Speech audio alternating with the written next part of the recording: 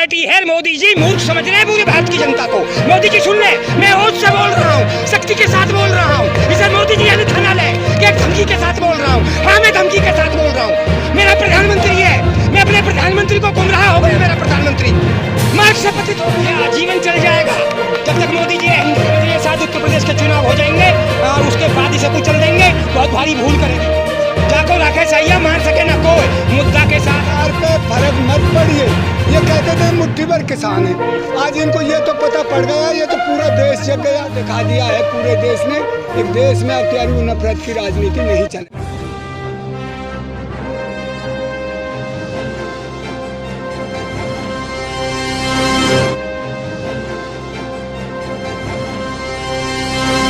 नमस्कार साथियों, मैं पुनीत गौतम। आज हम हैं गाजीपुर NH-24 पर और ये जो रास्ता है ये गाजियाबाद बुलंदशहर नोएडा की तरफ जा रहा है और ये रास्ता दिल्ली की तरफ। और जो कि यहाँ पर आज किसानों ने भारत बंद का आह्वान किया है।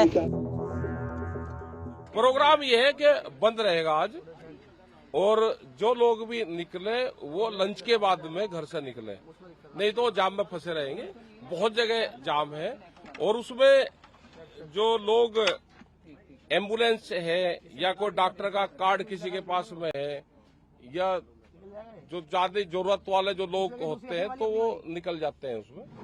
ऐसा नहीं है कि हमने पूरा सील बंद कर दिया है। ये है कि जाम है, एक मैसेज हमारा चला जाए।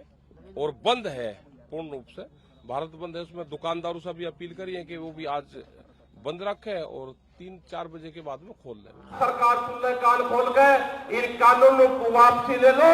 जितना जल्दी ले लोगे आपके फायदा में होगा, नहीं तो ये आंदोलन पूरे संयुक्त मोर्चे के लोग पूरे देश भर में जाएंगे, मीटिंगें करेंगे, आपके खिलाफ आंदोलन करेंगे। आपके जहां जहां चुनाव होंगे, आपके चुनाव पे वोट की चोट करने का काम करेंगे। किसान है सब किसान, सरकार के जूम नहीं रख रही, सरकार कुछ भी नहीं मान रही कि किसान परेशान है। और जब सरकार को एक आम आदमी वोट देकर बनावे, सरकार का और प्रधानमंत्री का फर्ज हो कि अपने जनता की देख रेख करे। ठीक है, वो देख रेख नहीं कर रही अपनी जनता के। किसान इसलिए परेशान है कि उन्हें तो भाव नहीं मिल रहा गन्ने का पेमेंट नहीं मिल रहा। यूपी में तो दाम बढ़ाया अभी। अजी क्या बढ़ाया? वोट लेने के लिए बढ़ाए, वोट लेने के लिए बढ़ाए। लग रहा है लुभावना किया कुछ। हाँ, लुभावना किया। और ऐसे किसान हम यहाँ पे बैठे हुए हैं, लुभावने सपने नहीं देख रहे। हम तो जब वोट देंगे, जब हमारे सारे सपने मानने की सरकार, उससे पहले वोट नहीं देंगे। अच्छा मलिक साहब, सरकार लगातार जो आप लोगों की बात सुन नहीं रही है। लगभग 11 वारदात आपकी जो वार्ता है, बातचीत जो है, मीटिंग सरकार के साथ हो चली है।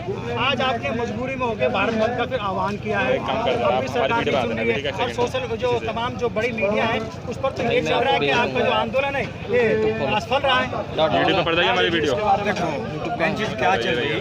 मेन चीज़ ये चल रही कि हम जो लोग हैं, वोटर हैं इनके, उनके पास पैसा है, प्रॉपर्टी है, पद मिल गए बड़े बड़े, तो वो हमें नहीं पहचाने। जब हमने ही प्रधानमंत्री बनाया उन्हें और हम दोबारा फिर आ गए, अब दोबारा वोट लेने का समय फिर आ गया, तो हमसे तो मिलना पड़ेगा, हमें तो माननी पड़ेगी। मिली कहाँ रही है सरकार? नहीं, सरकार की गलती है कि हमारे से मिले, हम बतावे कि हमें समस्या है, दिक्कत चल रही है हमें। जब सरकार हमारे से नहीं मिल रही, जब सरकार हमारे से नहीं मिल रही तो हम क्या बतावे उसे? तो गलती सरकार कर रही, हम तो नहीं कर रहे। और हम दिल्ली के अंदर आ रहे, दिल्ली में सब कुछ है, सरकार भी दिल्ली की है, सब कुछ है। यूपी को छोड़ कर पूरा देश यहाँ पर पड़ा, तो हमारे पास आवे, हमें सुने, समझे, हमारी गलतियों को जाने कि हम गलत बोल रहे, सही बोल रहे। सरकार कह रही है कि आप छोड़ दीजिए, जो आप बिल समाप्ति करवाने की बात कह रहे हैं, सरकार कैसे छोड़ दें? और आप छोड़ दें, सुनो, और आप वोट लेना छोड़ दें हमारे से, है जी? आप हमारे से वोट लेना छोड़ दें, वोट क्यों मांग रहे भाई? आप वोट लेना छोड़ दें हमारे से, क्योंकि हमारे देश में आज गरीब किसान की नहीं सुनी जा रही। जब नहीं सुनी जा रही तो क्या होगा? जब नहीं सुनी जा रही क्या होगा? किसान आंदोलन पाया, तो प्यार से आके सरकार सुनेंगे। अब इनके पास 600 आदमी हमारे यहाँ पे शहीद हो गए, पूरा खड़ा है यार, तो उनका फर्ज था क्या? उनका फर्ज था, उनका फर्ज था यहाँ पे आके पकड़ ले भाई थारे आदमी मर गए, क्यों मर गए, क्या समस्या है, क्या नहीं। तो गलती सरकार कर रही, हम किसान गलती नहीं। चलिए मैं इनसे बात करता हूँ, ये जरा हटवाने के लिए कह रहे हैं। देने आता रहा हूं। 10 महीने लगातार किसानों को हो गए। हाँ जी। धरना प्रदर्शन कर रहे हैं, सर्दियों के वक्त से कर रहे थे, कड़ाके की ठंड, लगभग 1 वर्ष हो गया। गर्मी भी आगे, जी। पसीने हमारे बह रहे हैं, और अभी कुछ बारिश का मौसम में बदलाव होता चल रहा है। सरकार झुकेगी कैसे? देखिए, भारत एक लोकतंत्र है और लोकतंत्र में एक सात्विक अधिकार दिया है आंदोलन का। अहिंसापूर्ण आंदोलन कोई भी अपने किसी भी मुद्दा पर कर सकता है, ये हमारा संवैधानिक अधिकार है। न केवल किसानों का, कोई भी वर्ग अपनी समस्याओं के लिए यदि आंदोलन करता है, उसकी मांग को सरकार नहीं मानती है, सरकार ढीढ़ता पर आ जाती है, लोकतंत्र को कुचलती है, लोकतंत्र के स्तंभों को कुचलती है, तो उस स्थिति में जनता के पास सबसे बड़ा अधिकार हमारे मनीषियों ने, ऋषि मुनियों, हमारे मनीषी जो आज़ादी के जो ऋषि मुनि थे, जो आज़ाद देश को कराया, तो तब ही ये हमें मौलिक अधिकार दे दिया है। और इस अधिकार को, एक भी ऋषि मुनि तो यहाँ पे है नहीं, आप वो नहीं, जो मैंने ऋषि मुनि उपमा दी है, जो हमारे चले गए शहीद भगत सिंह, हमारे जवाहरलाल नेहरू, अब इसे पार्टी से मत जोड़ना, जवाहरलाल नेहरू जी बाद में शासन भी किया है, लेकिन जब जो स्वतंत्रता सेनानी थे, मैंने उनको ऋषि मुनि की उपाधि दी है, एक संकेत है। हाँ, मनीषी, साथ में मैंने बोला ऋषि मुनि, वो ऋषि मुनि से कम नहीं थे, समझ रहे हो, और मनीषी थे। उन मनीषियों ने बैठ कर के संविधान सभा बनाई और संविधान में फिर हमारे संविधान का निर्माण किया। और उसमें फिर ये एक सबसे बड़ा मौलिक अधिकार कि यदि सत्ता, संविधान का निर्माण किया, संविधान, भारतीय संविधान का, चूंकि अंग्रेजों से सत्ता हमारे पक्ष में आई थी, तो उस समय अपना संविधान बनाया था। अच्छा, जो हमारा संविधान बना, तो इस बात किसान, हम किसान आंदोलन पर लौटते हैं, इधर उधर की बात नहीं करते हैं। जी। हमें ये बताइए कि आप लोग जो लगातार बैठे हुए हैं जी, किसान लगातार अपनी बातों कहता आ रहा है, 11 वार्ताएं भी होगी सरकार से, क्या रणनीति है कि सरकार झुकेगी, क्या प्लानिंग है आप लोगों की, ये बताइए। लगभग 1 वर्ष हो गया इस आंदोलन को, निश्चित रूप से लगभग 1 वर्ष का अंतराल हो चुका है, और सरकार बिल्कुल बहरी, गूंगी और जानबूझ करके कूटनीतिक बनी हुई है, और वो समझ रही है कि देश मूर्ख है, किसान मूर्ख है, समझ रहे। जहाँ तक समस्या समाधान की बात कह रहा हूँ मैं, उस सरकार की मानसिकता बता रहा हूँ, वह तो ये सोच रही है कि हम किसी भी कीमत पे कोई भी देश के लिए रचनात्मक आंदोलन की मांग को नहीं मानेंगे। इस किसान आंदोलन के जो 3 कानून बना दिए, विषैले, ये विष में बुझे हुए त्रिशूल हैं किसान की छाती में, मैंने इसकी उपमा दी है व्यक्तिगत रूप से, विष में बुझा करके त्रिशूल अगर घोंप दो तो त्रिशूल में 3 शूल होते हैं, ये वो 3 कानून है हकीकत में। ये मैं निरापद बोल रहा हूँ, मैं मुद्दा को समर्थन कर रहा हूँ, मैं किसान की भावना को समर्थन कर रहा हूँ, ना मैं किसान यूनियन का मेंबर हूँ, ना मैं किसी राजनीतिक पार्टी का मेंबर हूँ, मैं बिल्कुल एक किसान हूँ। कई गाँवों में मेरी भूमि है, अभी भी कृषि भूमि बची है, और ना भी कृषि भूमि मेरी होती बचती तो अभी मैं भारत का एक नागरिक हूँ, और मेरा फर्ज है कि उसकी आवाज़ में, किसान की आवाज़ में मैं आवाज़ मिलाऊं। गया है संपादक महोदय, मेरा विनम्र प्रार्थना है, क्योंकि आप भी भावुक हैं, आप भी कहीं ना कहीं पीड़ित हैं, आहत हैं, इसलिए आप जिज्ञासु हैं और सारी सूचनाओं को एकत्रित कर रहे हैं, तो आपका कोई खोट भी नहीं है। किंतु मेरा, आपने जो प्रश्न किया कि आखिर इस क्या किसान सरकार मानेगी, मेरा एक स्टैंजा खत्म हुआ है, उसे सुनिए और सरकार भी सुने इसे। सरकार के दिमाग में है कि इस किसान मूर्ख है, देश का नागरिक मूर्ख है, और मैं दमन के आधार पर या अनसुने या हाथ पर हाथ रखकर बैठ जाऊं, तो वोट डाल के अभी क्रॉस पे क्वेश्चन मत कीजिए, अभी उसका उत्तर हो जाने दीजिए, ये मेरा था। चलिए मेरी रिक्वेस्ट है, मैं भी साहित्यकार हूँ और मैं भी पत्रकार जगत से हो सकता था, लेकिन आप इसको निथा न लें, वह विधा सीखें, आपका बड़ा भाई हूँ, तो इसमें पहले मेरा उत्तर पूरा होने दें। बहुत लंबा भी नहीं करूँगा, लेकिन फिर भी नहीं, ये तो आंदोलन ही लंबा है, तो प्रश्न तो इसमें लंबे होंगे, उत्तर लंबे होंगे। सुनिए, ये चीज़ जरूरी है, मैं जो बोल रहा हूँ वो विलक्षण बोल रहा हूँ, जो धरती पे दूसरा नहीं बोला है। अब ज़्यादा मत कहलवाइए, मोदी जी की आँख किसी से खुलेगी? मोदी जी की जो पार्टी है, मोदी जी मूर्ख समझ रहे हैं पूरे भारत की जनता को। मोदी जी सुन लें, मैं होश से बोल रहा हूँ, शक्ति के साथ बोल रहा हूँ, इसे मोदी जी यानी थाना लें कि एक धमकी के साथ बोल रहा हूँ। हाँ, मैं धमकी के साथ बोल रहा हूँ।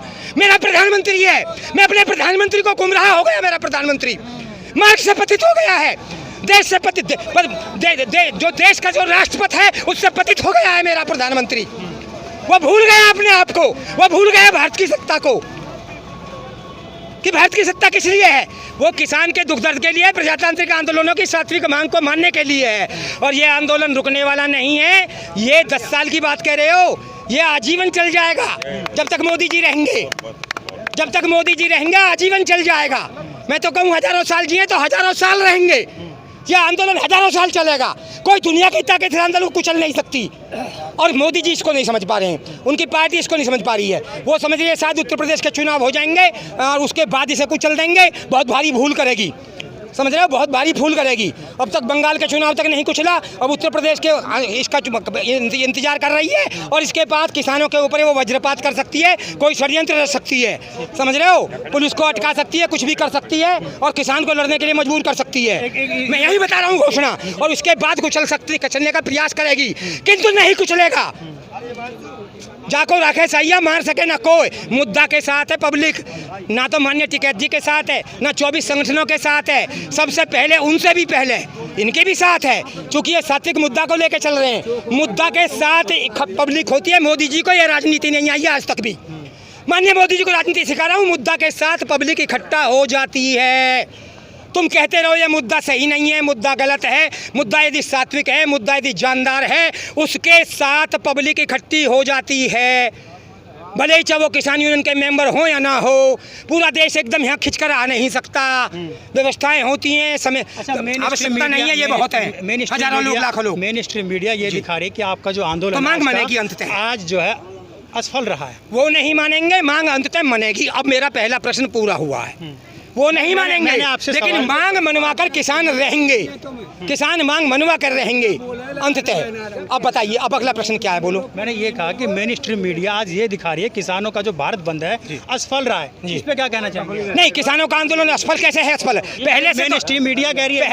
पहले आंदोलन भी प्रखर रहे हैं, पहले भी बंद के आंदोलन हुए हैं। ये आंदोलन और भी प्रबल हुआ है। इसका पूरा भारत देश साक्षी है। अकेले मोदी जी का मीडिया या गोदी मीडिया इसका साक्षी नहीं हो सकता। गवाह, इसके गवाह है पूरे भारत की जनता। कौन कहता है?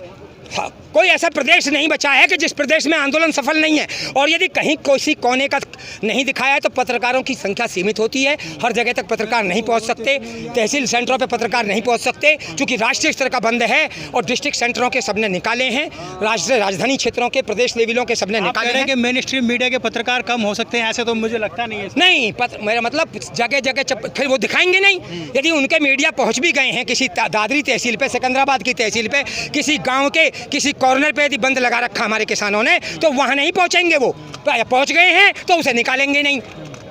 ये है, आधा अधूरा दिखाएंगे। चलिए मैं ताऊ जी से बात करना चाहूँगा। यहाँ पे अगला कदम क्या है? अगला क्या है, जितना चेर ये हमारे तीनों कानून वापस नहीं लेता उतना चेर हम नहीं जाते, और उतना चेर तो हम जुटे रहेंगे। और जितना चेर तीनों कानून वापस नहीं लेता, तो चाहे ये धरना रखा भी है तो तब भी मतलब हम जितना जो तीनों कानून वापस नहीं होते उतना देर हम यहाँ से वापस नहीं जाएंगे। क्या कहेंगे, अगला क्या रणनीति रहेगी आपकी? क्योंकि आज आपने भारत बंद का आह्वान जो किया है और पूरे देश ने देखा है कि किसान आज सड़कों पे बैठे हुए हैं। पिछले 10 महीने से तो लगातार बैठे हुए आ रहे हैं। मैंने पहले भी आपके इंटरव्यू लिए हैं। अब रणनीति आगे क्या? सरकार तो अभी भी नहीं आपकी सुन रही है। देखिए, आज हमारे आंदोलन को 10 महीने पूरे होकर 11वें महीने में हमारा आंदोलन चल गया है। हमारा आंदोलन शांतिप्रिय आंदोलन है और हिंसक नहीं है, अहिंसावादी है। हम महात्मा गांधी की नीतियों में विश्वास रखते हैं, क्योंकि देश हमारा है।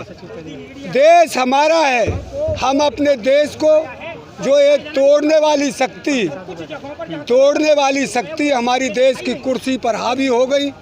हम जातवाद, धर्मवाद की राजनीति से नफरत करते हैं। यहाँ संविधान से देश चलेगा। जो संविधान हमें बाबा अम्बेडकर ने दिया, उस संविधान से देश चलेगा। यहाँ नफरत नहीं होगी। अच्छा, ये बताइए मुझे, आज के जो धरना प्रदर्शन से जो भारत बंद किया था, क्या फ़र्क पड़ रहा है सरकार पे? देखिए, सरकार पे फर्क मत पड़िए।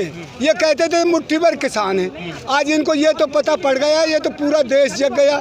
किसानों से भी अलग जो बेचारे बेरोजगार थे, मजदूर थे और या छात्र थे, वो सब आंदोलन के साथ जुड़ गए। ट्रेड यूनियन जुड़ गई हैं जन कितनी। तो ये देश पूरा जाग गया है। अब ये समझते थे, उसे भूल जाइए कि मुट्ठी भर कितने आज इनको ये दिखा दिया है पूरे देश ने, एक देश में अब त्यारी नफरत की राजनीति नहीं चलेगी। 100 लाख करोड़ की बात पिछले 3 साल से बोल रहे हो और 4 साल में 6 लाख करोड़ जो है इकट्ठा करने के लिए देश बेच रहे हो। मतलब कुछ समझ में आती है बात आपको? तो दोनों में से कोई ना कोई बात झूठी है। ये है स्थिति, उनकी बात नहीं करनी। किसानों के आंदोलन से किसी को कोई परेशानी नहीं है, ये प्रचार झूठा। अच्छा, किसान आंदोलन तो कहा जा रहा है कि सफल हुआ है। अब इसका जो प्रभाव है, क्योंकि आज भारत बंद किया गया था, पिछले साल भी भारत बंद का ऐलान हुआ था, मतलब बीच में कुछ किसान करते रहते हैं ताकि किसान जागे रहें और साथ ही सरकार जो है वो किसानों का नाम ना भूले। ये भी नहीं, ये तो देखिए एक प्रक्रिया है, आंदोलन की प्रक्रिया है। कभी जो है धरना प्रदर्शन होता है, कभी भारत बंद होता है, कभी संसद लगाई जाती है, कभी किसान पंचायतें की जाती हैं। लोकतंत्र में अपनी बात उठाने का लोकतांत्रिक तरीका है, उसी के तहत हम कर रहे हैं। और हमारे दोनों काम हैं, एक तो जनता को जगाना, जागो भाई देश बर्बाद हो रहा, तबाह किया जा रहा, और दूसरा सरकार को बताना कि तुम अगर अपनी जिद पे अड़े हो तो भैया हम भी कम नहीं है, जब तक तुम वापस नहीं लोगे लड़ते रहेंगे, चाहे कुछ भी हो जाए।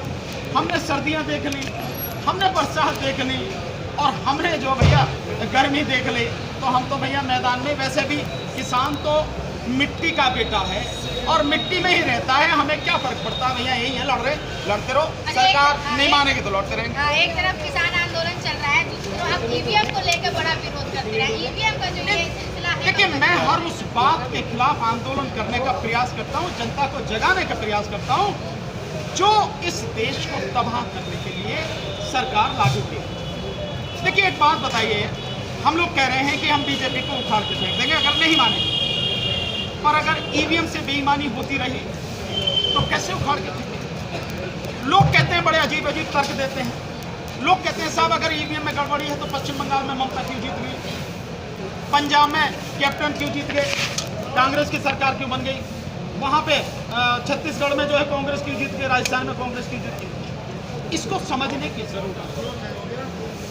ईवीएम के मामले में सरकार 2 जगह बेईमानी करती है, और आने वाले समय में मैं आपको बाकायदा मेरा वीडियो आवेगा, मैं उसमें बताऊंगा, लोगों को जागरूक करूंगा कि ईवीएम में कहां कहां कैसे कैसे बेईमानी होती है, किस चीज का ध्यान रखना। अगर सरकार ईवीएम नहीं हटाती है तो हमें कितना ध्यान रखना, वो सारी चीजें मैं बताऊंगा, मुझे एक एक चीज मालूम। लेकिन मैं आपसे कहना चाहता हूं ईवीएम में कहां बेईमानी करती है सरकार, मुख्य रूप से 2 जगह थी। एक करती है जब लोकसभा की इलेक्शन होती है ताकि केंद्र सरकार उसके हाथ में, क्योंकि सबसे ज्यादा ताकत कहाँ है, केंद्र सरकार के हाथ में, राज्यों में तो कोई ताकत नहीं है। अगर ये सरकार केंद्र में नहीं होती, राज्यों में होती,